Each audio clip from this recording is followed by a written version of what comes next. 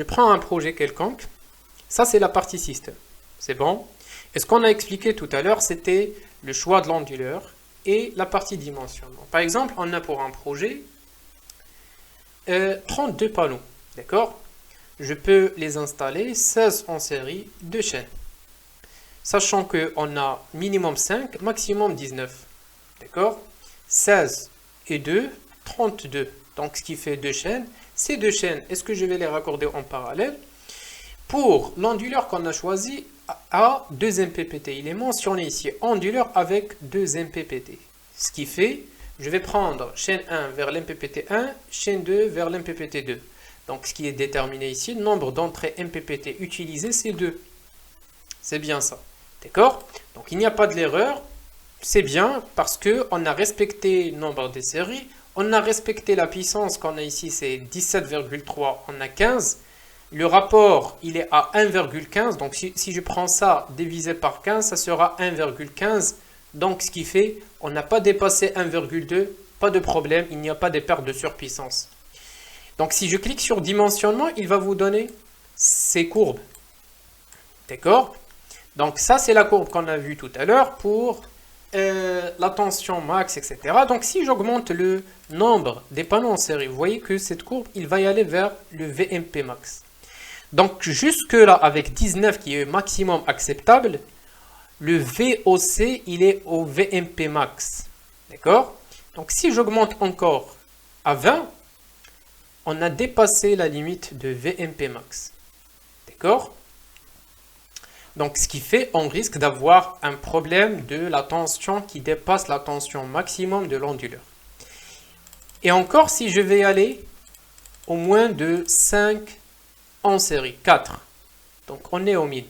Donc, il y a ici 2 courbes pour 20 degrés Celsius, pour 60 degrés Celsius. Ça, c'est les 2 températures que le logiciel prend pour faire l'étude de maximum, minimum. C'est bon? Ainsi que nombre des chaînes, il est à 2. Donc, si j'augmente le nombre des chaînes, vous voyez maintenant, on est près de Imax DC. D'accord? Si je passe à 4, ça, ce n'est pas acceptable. D'accord? On a dépassé le courant maximum de l'onduleur. Mais si je vois le message qu'on a ici, il y a un problème au niveau de quoi? De la puissance. D'accord? Comme j'ai dit, le courant, il est attaché avec la puissance au niveau de l'étude de compatibilité. C'est que déjà, si je passe à 4, on parle de puissance élevée et on parle bien de puissance nominale qui est à 2,3, les pertes de surpuissance qui passent à 14,1.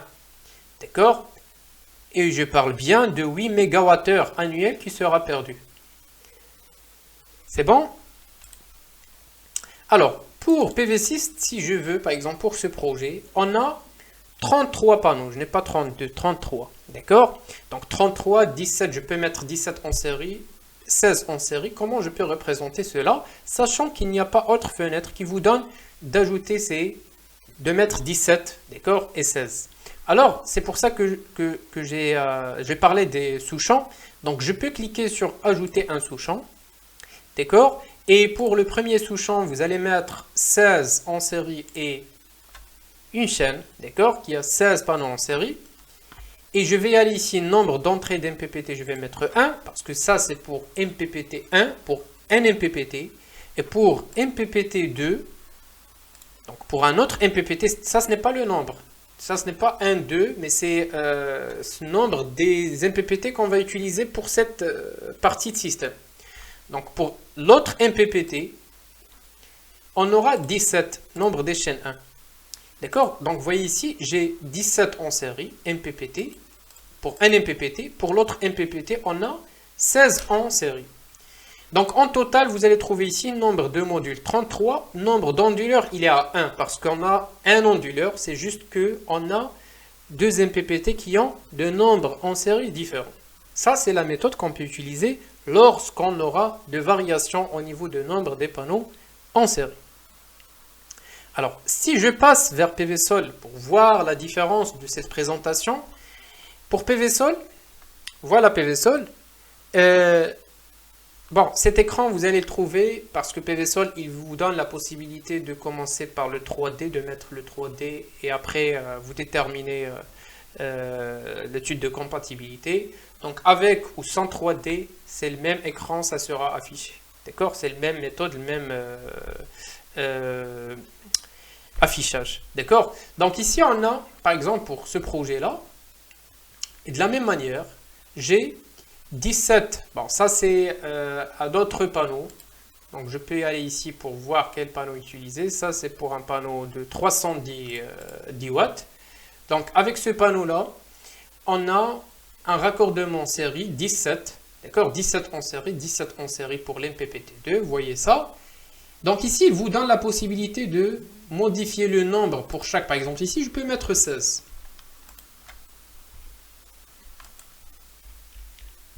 Voilà. Je peux mettre 16, pas de problème. Donc le X que vous voyez ici, ça, ce n'est pas un problème. Je peux revenir vers la partie modèle. Et vous allez juste réduire le nombre, c'est 33. D'accord? Alors, 16, 17. Sans ajouter un sous-champ. Donc ici, il n'y a pas de sous-champ, etc. D'accord? Ça, c'est point 1 de différence. Donc sinon, si je prends le mode d'exploitation et j'ai mis MPP 1 plus 2, ça sera la même chose que PV6. Il y a juste une configuration qu'on va le déterminer. C'est bon? Donc je reviens MPP 1 et 2. Alors que ici, bon, on a eu 1 et 16. Alors que si par exemple, je prends 9. Il y a un X maintenant. 2X. D'accord? Bon, ça comme j'ai dit, ce n'est pas grave. C'est juste le nombre. Je peux le modifier. Mais c'est 2X. Le premier X, c'est lié à l'onduleur. Donc si je clique ici, il vous donne le courant et coefficient de dimensionnement. Lorsqu'on dit coefficient de dimensionnement, ça c'est le rapport de puissance nominale qui est à 70%, donc 0,7. On a dit qu'on peut accepter jusqu'à 80 minimum. D'accord? Mais puisqu'on a réduit le nombre, la puissance crête a diminué et il est moins que la limite. Alors si je prends ici, je vais fermer ça. Je passe vers 12 par exemple.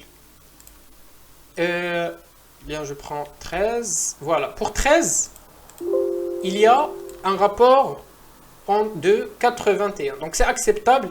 Il y a la couleur en jaune. C'est que ce n'est pas vraiment optimal, mais c'est acceptable. Parce qu'on est plus que 80, mais on est moins que 90.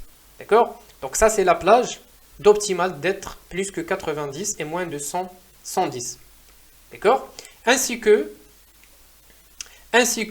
au niveau de l'MPPT. Donc si je passe à 10 en série, il y a la partie MPPT où on trouve le minimum maximum de tension, d'accord, et le min maximum de notre système, de notre chaîne qui a 10 panneaux. Avec 10 panneaux, je peux être à un moment jusqu'à 305, qui est moins de la limite. Donc c'est pour ça qu'il y a X ici, c'est au niveau de la tension. C'est bien? Alors, si je prends maintenant, je laisse à 16, mais je prends deux strings. On aura un problème au niveau de l'onduleur parce que le facteur, il va être plus que 120. Et au niveau de... Bon, si je prends ici, par exemple, 14, voilà. Donc ici, par exemple, avec 14, il n'y a pas de problème au niveau de l'MPPT, mais il y a un problème au niveau de l'onduleur. Alors, pourquoi il n'y a pas de problème au niveau de l'MPPT? Parce qu'on a respecté le courant. Même si on a 2, on est moins de la limite, 16,8, parce que le courant d'un panneau, il est à 8, donc je peux mettre 2 en parallèle, pas de problème. On a respecté la tension, la compatibilité tension, mais il y a un problème au niveau de l'onduleur. Pourquoi? Parce que le facteur, il est toujours plus que 120. D'accord? Donc si je veux mettre 2 en parallèle, je dois réduire le nombre, d'accord, des modules en série ici. Et le contraire, c'est possible d'avoir validation ici. Il y a ici un problème au niveau de l'MPPT. D'accord? Donc, je reviens à 16. Donc ici, au niveau de l'MPPT, on trouve que il y a un problème. Il n'y a pas de problème au niveau de tension. Il n'y a pas de problème au niveau de tension à vide. Le courant, c'est bien. Le problème au niveau de puissance. Même pour l'MPPT, il y a un maximum de puissance qu'on ne doit pas le dépasser. D'accord? Alors, ici, on a un onduleur de 10 kW. D'accord? Un onduleur de 10 kW, pour l'MPPT, il peut accepter puissance jusqu'à 8 kW. D'accord? Pour chaque MPPT. Ce qu'on peut accepter. Donc ici, pour l'MPPT 1, on a déjà dépassé la limite. D'accord? On est à 9,9. Donc ce qui fait, il y a le X ici. Et c'est déjà la même chose, ça va être pour l'onduleur. Donc la même chose ici pour l'onduleur. On aura un problème de puissance. D'accord? Donc on peut respecter tension, on peut respecter le courant, mais bien sûr qu'on doit vérifier la puissance et bien l'intervalle qu'on a dit tout à l'heure, 0,9 jusqu'à 110, ça c'est le plus optimal. Quoi que ce soit sur PV6, PV-Sol, le calcul est le même, donc il reste la différence au niveau de la méthode de l'affichage des données. PV-Sol a des avantages, PV6 a des autres avantages. Donc ici par exemple sur PV-Sol, ça sera rapide pour choisir nombre en série avec des entrées qui ont un nombre différent. Pour PV6, je dois y aller vers le sous-champ, mais l'analyse et le détail sur PV6, il est un peu mieux que PV-Sol. En général, reste deux logiciels, comme j'ai dit, les plus utilisés dans le domaine. Et reste bien de maîtriser les deux. Ça sera bien pour... on peut utiliser les deux pour le même projet, pour analyser sur PV6 ainsi que sur PV-Sol. Très bien. Donc,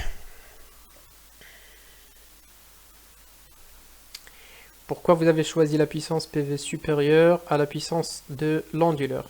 Donc, ça, c'est possible d'avoir moins. Donc, j'ai dit un intervalle entre 90 jusqu'à 110. Ça peut être moins, ça peut être plus.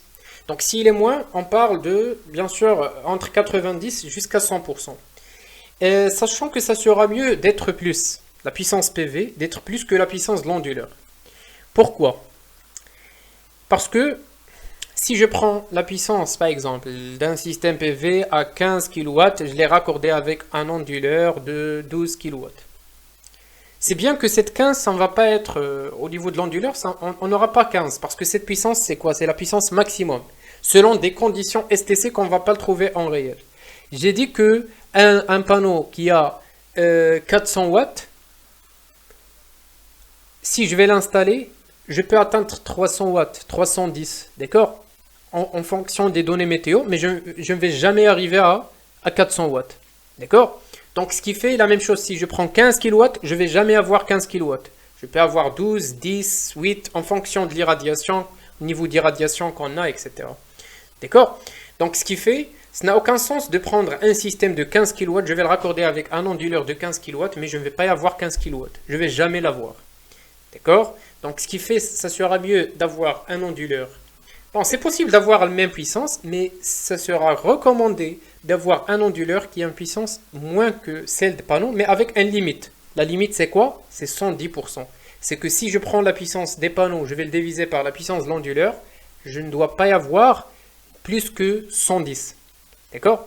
C'est acceptable d'aller, comme j'ai dit, jusqu'à 120, mais c'est recommandé de ne pas dépasser 110.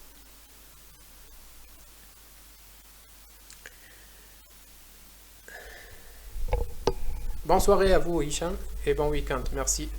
C'est clair, Yasmina?